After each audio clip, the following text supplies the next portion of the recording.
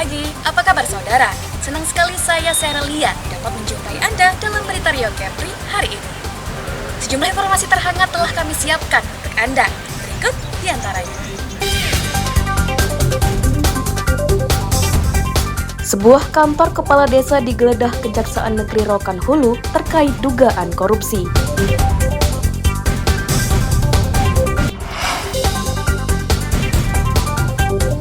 Gudang penyimpanan kosmetik di Batam digerebek polisi, ratusan ribu obat tanpa izin disita.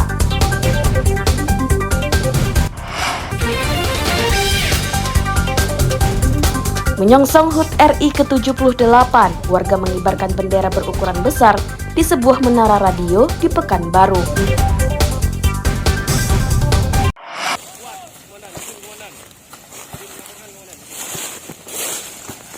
Kebakaran hutan di sejumlah wilayah di Riau belum teratasi. Titik api masih terus bermunculan.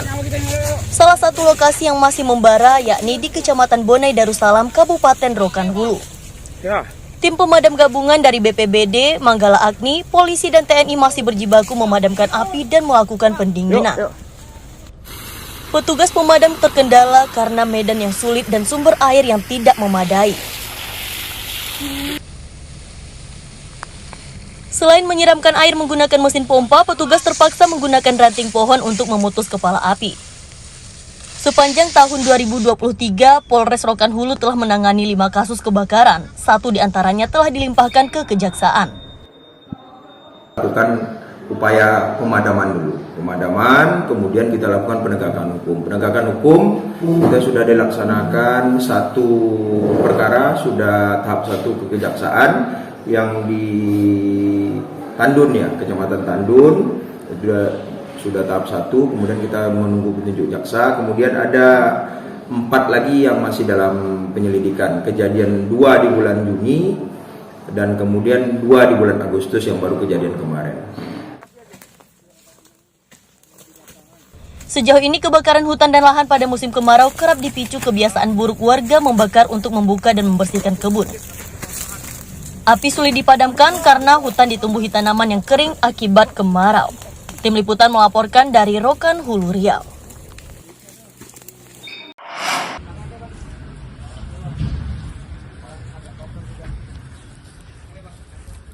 Tim penyidik tindak pidana khusus Kejaksaan Negeri menggeledah kantor Kepala Desa Kepenuhan Raya Rokan Hulu, Riau. Penggeledahan terkait dugaan korupsi pengelolaan pendapatan asli desa tahun 2019 hingga tahun 2021. Penggeledahan berlangsung sekitar 2 jam yang dijaga ketat oleh polisi berpakaian lengkap. Penyidik menyita sejumlah dokumen diantaranya surat bukti pembayaran pajak dan retribusi pengelolaan tanah atau restan.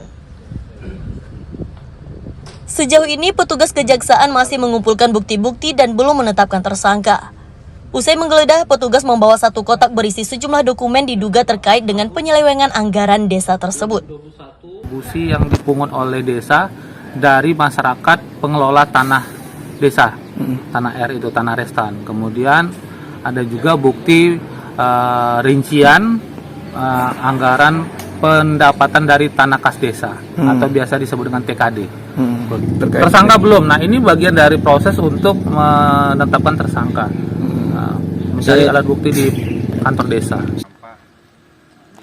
Hasil penyelidikan sementara, pendapatan tidak disetorkan ke kas desa sehingga menimbulkan kerugian sekitar 500 juta rupiah.